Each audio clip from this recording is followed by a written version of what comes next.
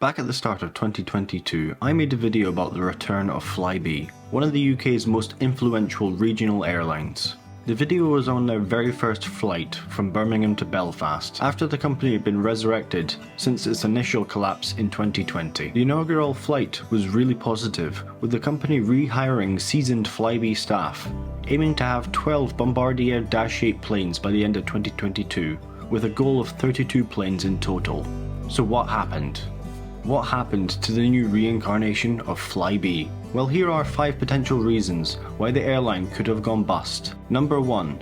Delays in aircraft delivery. The model of the reincarnation of Flybe was generally based on the same model as the old Flybe: operate an effective regional aircraft and offer as many routes as possible. In this case, the aircraft in question being the Bombardier Dash 8 Q400.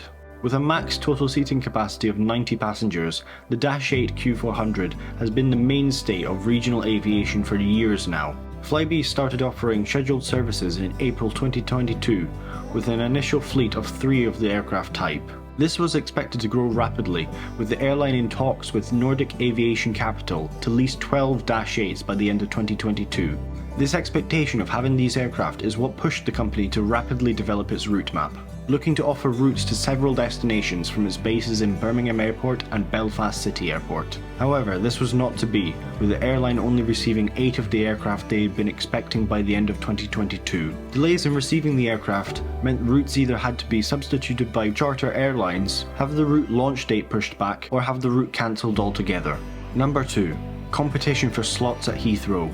Flybe aimed to have several routes from London Heathrow Airport. However, on some routes the airline found itself competing with much larger carriers. Case in point is the London to Newcastle route, where Flybe had to engage in direct competition with British Airways.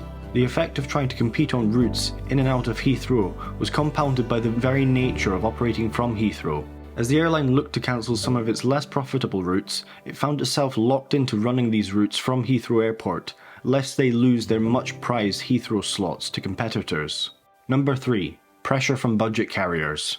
With one of Flybe's first main hubs being Belfast City Airport, the airline looked to be in a healthy position to offer regional routes to the rest of the UK, capitalising on the collapse of Stobart Air, operating as Aer Lingus Regional. Flybe, however, were not the only airline to have set their sights on Northern Ireland's Aer Lingus, with EasyJet also quickly moving in, offering more regional routes from its base at Belfast International Airport.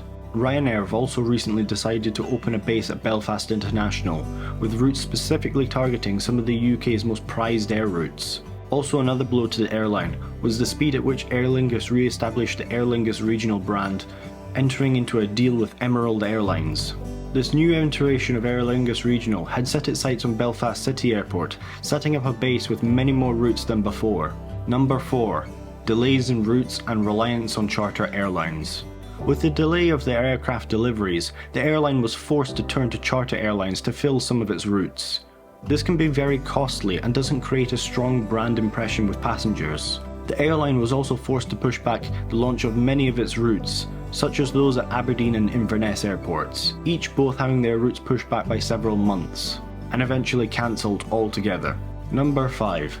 A lack of domestic leisure travellers. During the COVID-19 pandemic and its subsequent lockdowns, most holiday travellers have been taking holidays at home for the past 2 years. So with 2022 being the first summer season without a lockdown, the industry has seen a surge in people in the UK taking their holidays abroad once again, resulting in much less domestic demand over the summer for leisure flights. It is not known this far what the makeup of Flybe's passengers were, but it's easy to see how this trend could easily affect the airline's bottom line.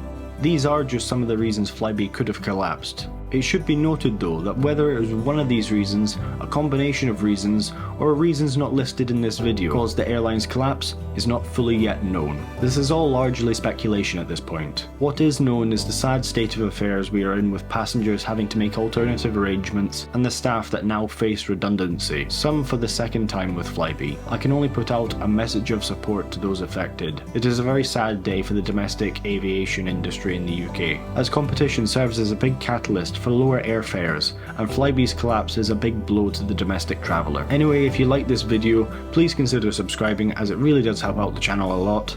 And as always people, we will see you all in the next one.